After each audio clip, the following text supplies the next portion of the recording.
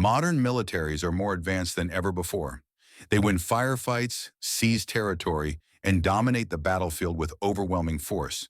And yet, again and again, they walk away without winning the war. How is it possible to win almost every battle and still fail? What changed about warfare that made victory so much harder to achieve? In this video, we break down why winning battles no longer guarantees winning wars, what actually decides modern conflicts, and what victory really means today. If you want more breakdowns like this, like the video, subscribe to the channel, and comment below what you think actually wins wars today.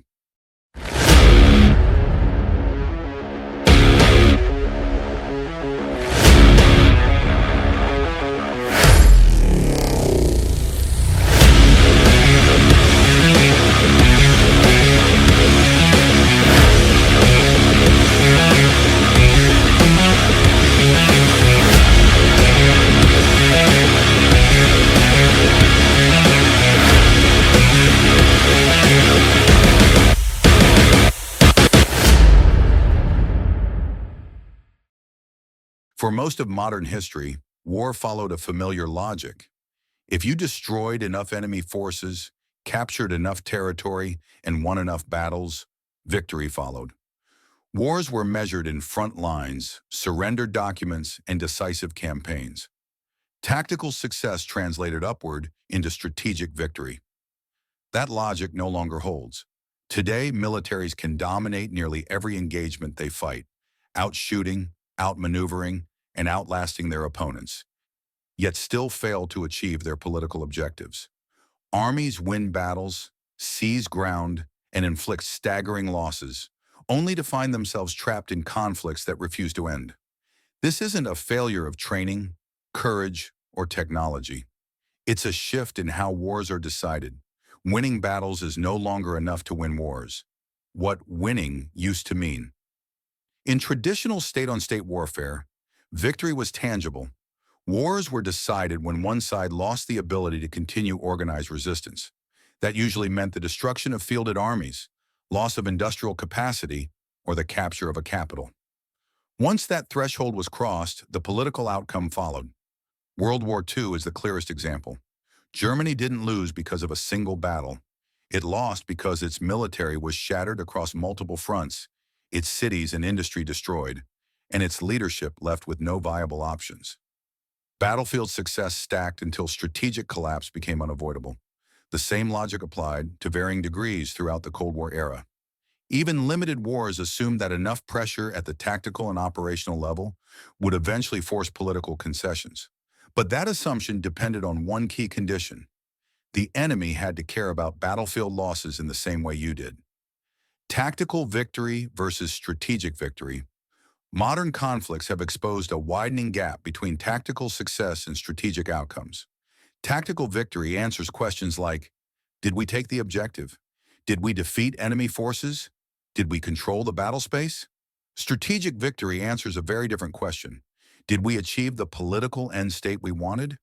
Increasingly, the answer to the first set of questions is yes, while the answer to the second is no. The problem isn't that modern militaries are bad at fighting. In many cases, they are overwhelmingly effective. The problem is that the battlefield is no longer the primary arena where wars are decided. Wars today are not contests of annihilation. They are contests of endurance, legitimacy, and narrative control. Why modern wars don't end? Modern wars persist because they are no longer structured to end cleanly. In many conflicts, one side doesn't need to win outright. It only needs to avoid losing. Survival becomes victory. Time becomes a weapon. Non-state actors, insurgent movements, and even weaker states have adapted to this reality. They don't fight to defeat superior militaries in open battle. They fight to outlast them. Every day the conflict continues is a day the stronger side pays political, economic, and reputational costs. Every mistake is amplified. Every civilian casualty becomes strategic fuel. The result is a slow erosion of will rather than a sudden collapse of capability. Urban terrain changed the game. Cities have become the decisive terrain of modern warfare, and cities favor the defender. Urban environments compress space, hide movement, and neutralize technological advantages. Precision weapons lose their political utility when targets are embedded among civilians. Firepower becomes a liability rather than an asset. In cities, even the strongest military is forced into a dilemma. Apply restraint and accept prolonged resistance. Apply force and accept political backlash. Neither option leads to quick victory. Urban warfare also fragments the battlefield. Instead of a front line, there are thousands of micro-conflicts playing out simultaneously. Rooms, alleyways, stairwells. Tactical victories occur constantly, but they rarely accumulate into strategic momentum. Clearing a neighborhood doesn't end a war. Holding it doesn't either. Insurgency logic never went away. Many modern conflicts follow insurgency logic, even when they don't look like classic insurgencies. The core principles remain the same. Blend into the population, avoid decisive engagements, force the enemy to overextend. Turn time into a strategic weapon. Insurgents don't need to win battles. They need to remain relevant. Every surviving cell is proof that the war isn't over. This logic has proven remarkably resilient. It adapts to new technology, new surveillance methods, and new tactics. Drones, sensors, and precision strikes may disrupt insurgent operations, but they rarely eliminate the underlying conditions that sustain them. As long as fighters can regenerate faster than political solutions can be implemented, the conflict continues. Occupation is the hard part. Modern militaries are extremely good at breaking things. They are far less effective at governing them. Occupation turns battlefield success into a long-term liability. Once forces seize territory, they inherit responsibility for security, governance, and legitimacy. Every failure becomes visible. Every success is expected. Local populations don't judge occupiers by military competence. They judge them by daily life, safety, services, dignity, and autonomy. Tactical brilliance means little if basic expectations aren't met. The longer an occupation lasts, the more it shifts from a military problem to a political one. And political problems cannot be solved with firepower. The political clock versus the military clock, one of the most decisive asymmetries in modern warfare, is time. Militaries operate on operational timelines. Campaigns, rotations, readiness cycles. Political systems operate on election cycles, public opinion, and media narratives. Adversaries understand this and exploit it. They don't need to defeat an army. They need to outlast public support. They need to survive long enough for political pressure to force withdrawal, compromise, or disengagement. This creates a fundamental mismatch. The stronger side is fighting to achieve an end state. The weaker side is fighting to delay one. In that environment, battlefield victories lose strategic weight over time. Cost, optics, and public will. Modern wars are fought under constant observation. Every strike is filmed, every casualty is shared, every error is amplified.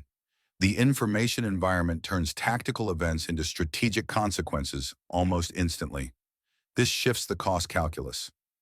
Wars are no longer measured only in lives and money, but in legitimacy and perception.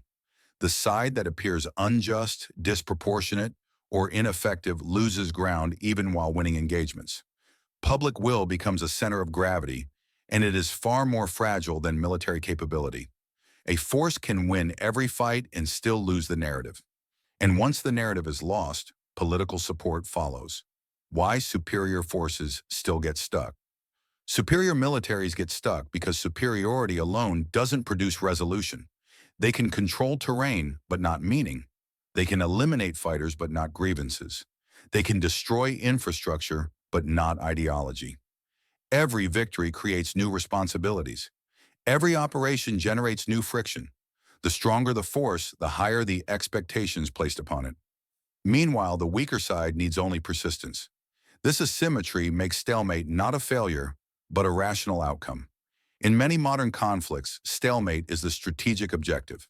What actually ends wars now weren't. Wars today end not when one side wins enough battles, but when one side loses the will, or the ability, to continue politically. That can happen through negotiated settlements, internal political collapse, shifts in public opinion, external pressure, strategic exhaustion. None of these are primarily battlefield outcomes. Military force still matters. It shapes conditions, it constrains options, but it is no longer sufficient on its own. Winning wars now requires aligning military action with political reality, social dynamics, and narrative control. Without that alignment, battlefield success becomes noise rather than momentum. The new reality of victory. The uncomfortable truth of modern warfare is this: you can fight perfectly and still fail. Victory is no longer about destroying the enemy's ability to fight. It's about shaping the environment in which fighting becomes unnecessary or unsustainable. That requires restraint as much as strength, strategy as much as tactics, patience as much as power.